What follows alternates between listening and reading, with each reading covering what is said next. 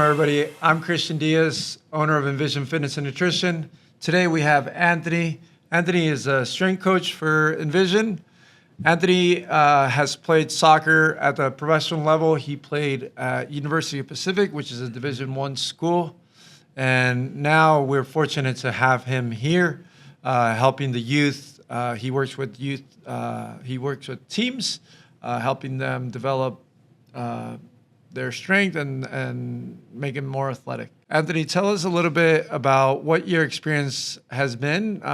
Maybe give us some background as you growing up in the community, playing soccer, what that was like, what it was like to get into a Division I school, which is a big accomplishment for many people in our town. Obviously, as we all know, soccer is a huge sport in this community, and most of our parents, or at least even myself, my dreams as a kid was to become a professional athlete. Unfortunately for me, it didn't work out, but you had that experience as well. What was that like? Tell us a little bit about your background. So, yeah, born and raised here in Watsonville. Grew up playing, started off recreational, like most young kids start off. I want to say 5, 6-year-old, playing at Ramsey. I still remember a couple of games there. That was pretty fun. From there, I think I started playing travel. My team was called Tigritos or Tigres. From there, we ended up going to PV United, which is one of the big clubs here in town. I was at PV United for a couple of years until I turned, I want to say, 14. That's when I moved to Santa Clara Sporting. That was a kind of a big jump, going to a whole new team. PV United, I got my buddies, the guys I played with growing up, so it was a lot easier, a lot more comfortable there. So getting out of that comfort zone, going to a whole new team with new players. Santa Clara Sporting was a bigger club, so it had more exposure. So it was just a way for me to get more exposure, because the goal was always to play professionally. At that time, it was the route that I knew of was going to college, and then from college, you make the jump to go professional. So my goal was to go to a college. I wanted to go D1. Everybody wants to go D1. That's the highest there is in college. Yeah. So that was my goal, go D1. So going to Santa Clara Sporting gave me the best opportunity to be able to do that, going to better tournaments, more resources at the club.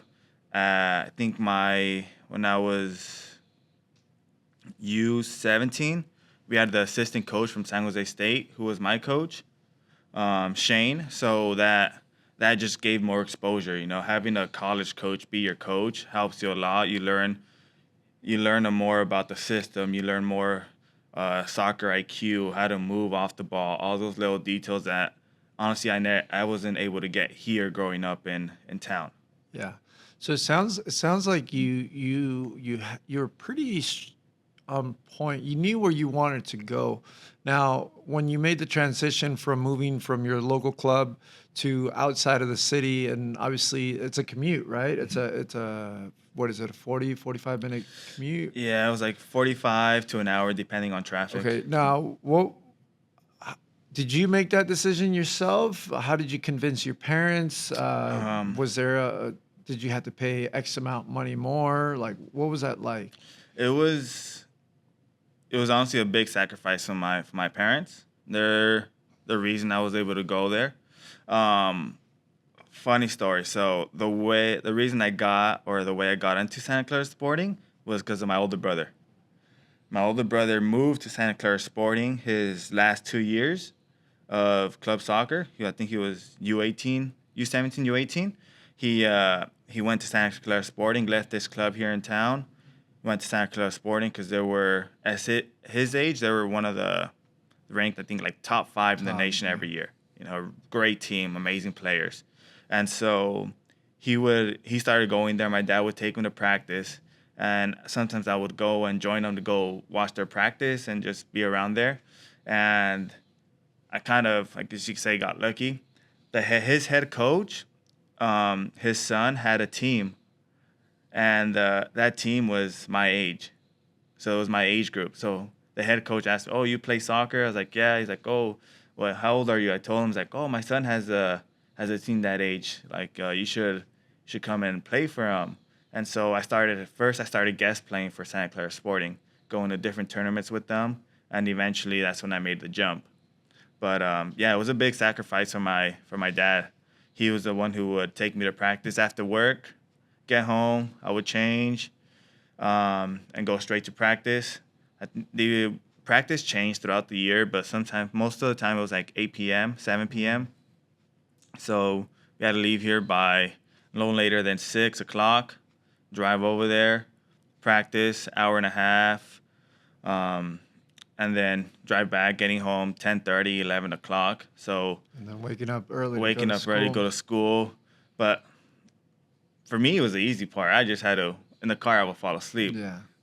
The one who made the big sacrifice was my dad, having to drive me out after work, going over there, practicing, and then having him wait for me to finish practice, then having him drive back when he's tired, and having to wake up early. He had to wake up earlier than me to go to work. So that was a big sacrifice from him. Well, it looked like it paid off. Yeah. So you're saying that when you moved to Santa Clara, you were exposed to more resources. Obviously, you said that it seems like the tactics and the systems that for coaching were much different. Do you think that that was a difference that allowed you to play at the Division One level and not only just play but do well in the Division One? Yeah, it for sure helped contribute to that. I learned, I felt like my soccer IQ grew when I was there. The coaches, there were good coaches who also Have played played at next the high level, played either at college or professional level. So they also helped you help with these little details of like, hey, you should be doing this or you should be doing that, and also helping you get to the next level. I remember we had end of the year meetings, and Shane, the coach, would talk to you like, hey, this is what you need to work on.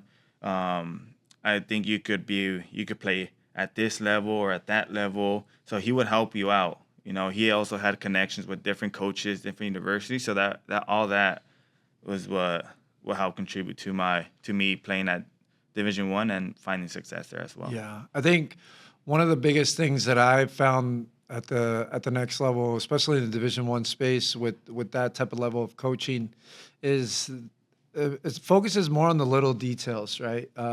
For the most part, at the 17-year-old, if you're good, you're good, right? You can play, you know how to score goals, you can defend.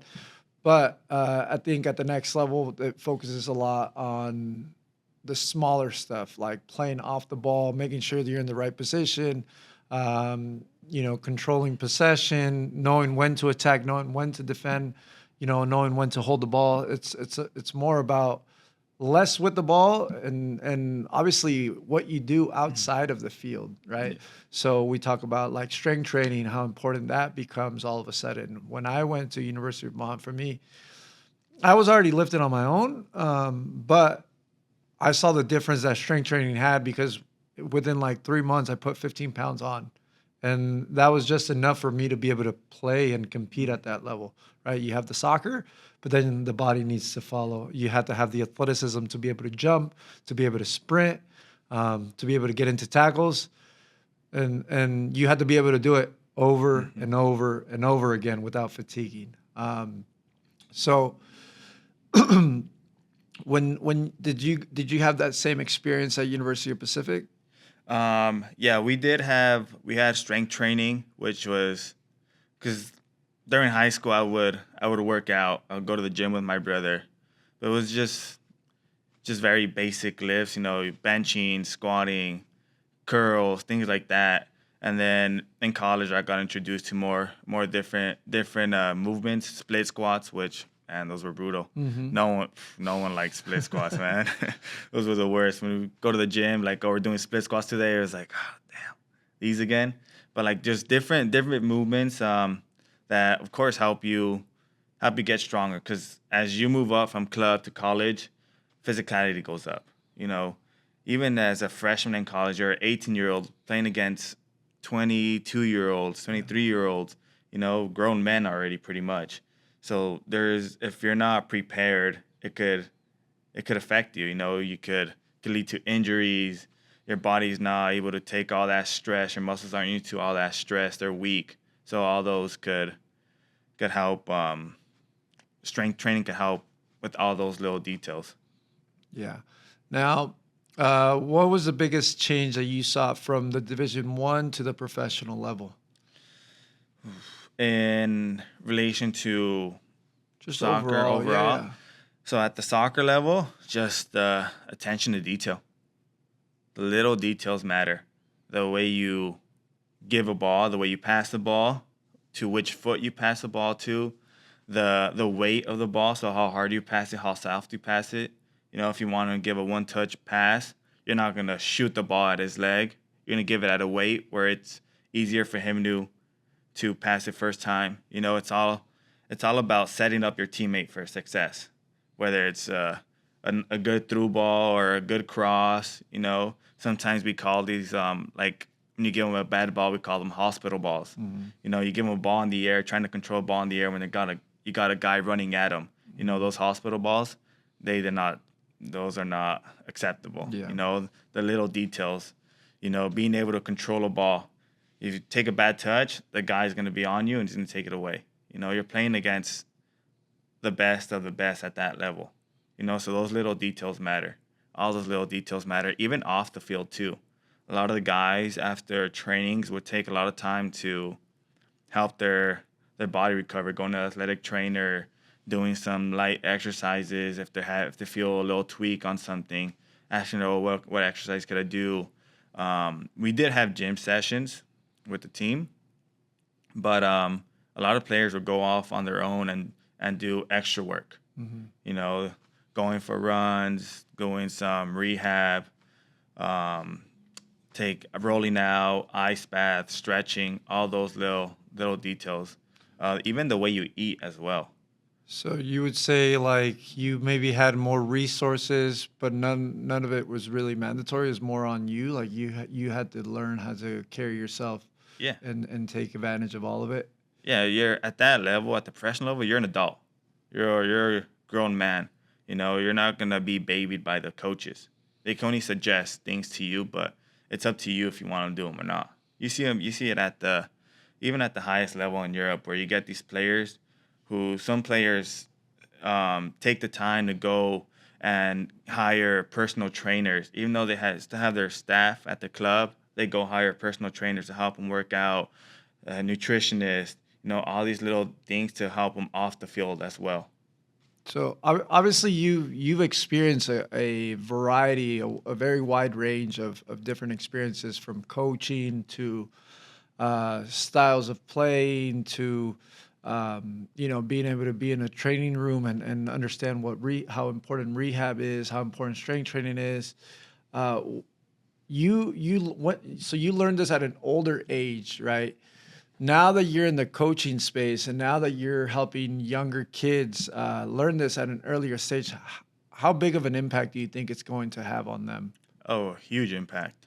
You know, whether you go on and play at a professional level or you just go on a different route and take a different career, I feel like getting kids to move at a young age, teaching them how to move, prevents a lot of injuries in the future. You know, I worked at a physical therapy clinic for a couple years where I was pursuing my dream of playing professionally, and I saw a lot of these injuries, a lot of people that would get injured at work from not knowing how to lift the box properly. You know, lifting with their backs, they're doing a proper squatted lift. So teaching these kids all those fundamentals of how to move their body, how to lift things properly, eventually could transition into their sport, but also to their everyday life. There's been studies that I think if you start young kids, teaching them the fundamentals of working out, as they get older, they're more likely to continue working out and being physically active. Now, what's your take on people who believe that lifting weights or strength training is going to make the player slower? Oh, I I disagree with that. I totally disagree with that. Just from personal experience, from things that I've seen, um, the fastest players, the strongest players work out. They put in a lot of work. They off the field, they I see them working out a lot, lifting weights. Getting stronger. Because for you to get faster, you have to get stronger. You can't expect yourself to get faster by not getting stronger. It just doesn't work like that. So now, I'm assuming that most parents believe that their 4-year-old or their 5-year-old is going to start lifting weights from the beginning. Is that how it goes, or do you normally start them with? How do you start the younger age? How do you get them into strength training? Yeah, so the youth, you mainly want to start with called fundamentals, the fundamentals. Want to make it fun, emphasize the fun part. You want to make exercising, physical activity fun for the kids. You don't want to drain them with narrowing down their technique right away. You want to make it fun, getting them to move their body, getting them to run, compete with each other. And as you do that, you tweak little things here and there to fix their technique. But it's mainly just making activity, making working out fun for them. Because if it's not fun for them, they're not going to want to do it. Kids want to have fun. Kids want to play. And if they're not able to do that, they're not going to want to do something. Yeah, so the goal then becomes more about exploring their bodies and having them enjoy being in the room. And obviously, we know that when it's fun and when you show up on a daily basis, right?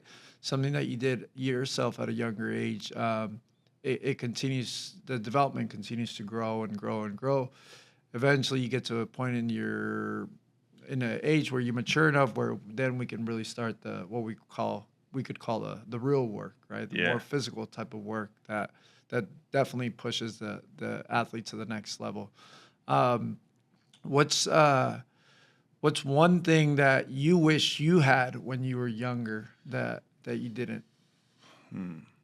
Let's phrase it this way. What's one thing that you wish you had when you were younger that now you wish to bring, that now you're bringing to these kids? The whole strength training part of it, the whole learning about your body, learning how it moves. And I tried to teach them about different muscles in their body as well. I feel like that's important. Knowing what your quad is, what your hamstring is, bicep, your hips, your glutes, all those. Just starting to teach them about all that and why those muscles are important for your body. How they work and what those little things do. Because I've always been, as kids are curious, they want to learn. So you give them something to learn about, they're gonna do more research, they're gonna ask more questions and get more interested in it. So if you start teaching them about the body, about themselves, and why things work, they might be more interested in doing it, being more intrigued about certain things, certain exercises. Oh, why does this exercise work? This muscle, how is it gonna help? Is it gonna make me stronger? Is it gonna help with my coordination? Is going to help with my my balance and I'm not going to be pushed off the ball as easy. Those little things. Yeah. So putting real life scenarios so that they can find the interest and understand why they're doing certain things. Yeah. Well, it looks like we ran out of time, but can you tell us where they can find you and the type of work that you do for Envision and Yeah, you can find me at _SPS_academy on Instagram. I do sports performance, whether you're beginner, intermediate, or advanced athlete. There's always growth that you could do as an individual. There you go. So if you're looking for someone to help your kids, obviously Anthony has a huge experience, right? He's played at multiple club levels. He's played at Division I. He's played for a couple professional teams. I'm a big believer that in order to take someone somewhere, you must be there. You must have gone there first. So obviously he's walked that path, and there's nobody else better, I believe, in this area that can help your kids if you need the help. So thank you. Thank you.